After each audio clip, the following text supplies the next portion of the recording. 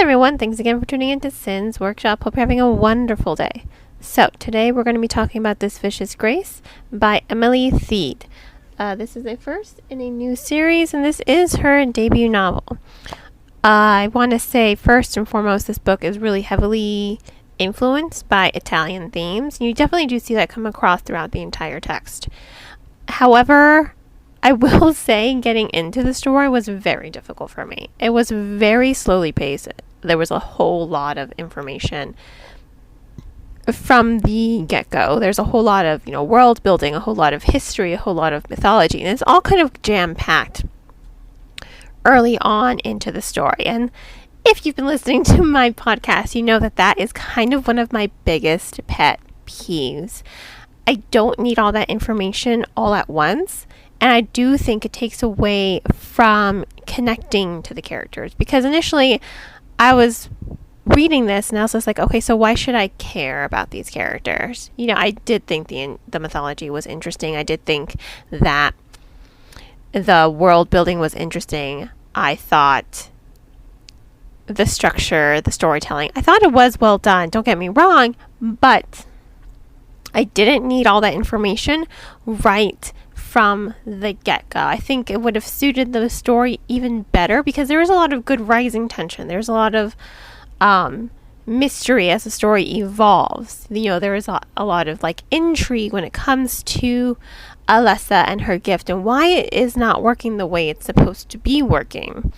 So I think if the world building had been trickled in throughout the story, had the mythology kind of been trickled in a little bit more throughout, I think the story would have been stronger and it wouldn't have been so hard for me to get into because I did struggle to connect to these characters from the beginning. Now, that being said, I do think the story does have good characterization.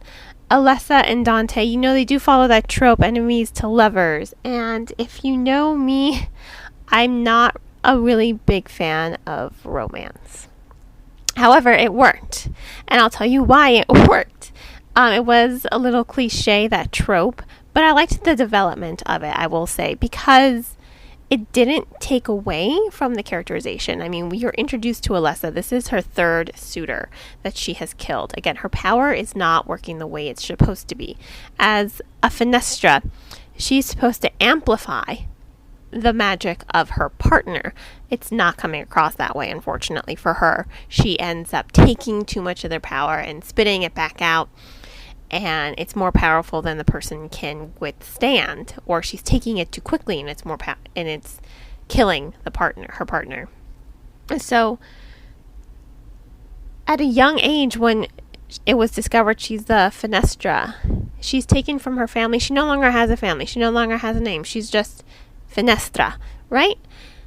Her identity was taken from her at a young age, and her connection to other people. She was pretty much stripped of all humanly connection. So that really does give a good backstory for why her power is not working the way it is, because she needs connection. I think we as humans need connection. I like that Thiede was able to tap into that concept and really build Alessa up as a character. She is somewhat abrasive in the beginning, and you are sympathetic to her plight. But again, the way the story opens, it's more of why should I care about this character? Mainly because, again, the story doesn't open focusing on her. It's more focused on the world building and the magic. But with her and Dante, he has his own secrets, and he too wants connection. So these are two characters who are walled off. They live walled off, but they both want connection, and they form a very good friendship. And that's why that whole enemies to lovers thing works, because they don't like each other, but it's like, okay, fine, whatever. I will be your bodyguard if I can be put in the safe haven.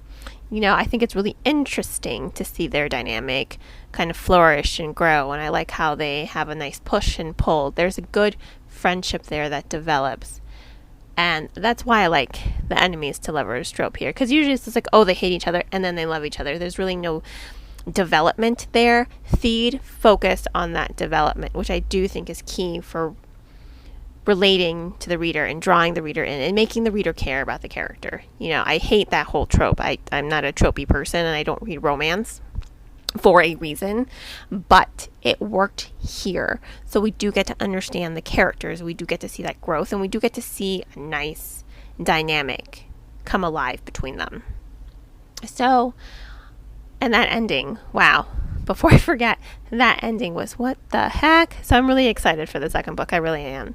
Now, I'm going to go ahead and give this book 4 out of 5 stars. Again, really slow beginning. That did make it difficult for me to get into the story, but overall, by the end of it, I was hooked. Actually, after a quarter of it, I was like, okay, hooked. I need to see where this story is going to go, So it was interesting, it was intriguing, and it was, ultimately well written with good characterization and strong dynamics. And even the side characters, I loved the lightness of those dynamics, and it was fun. Those dynamics were fun. So, 4 out of 5 stars. Please do not forget to like this podcast and subscribe to it and share with all your book loving friends.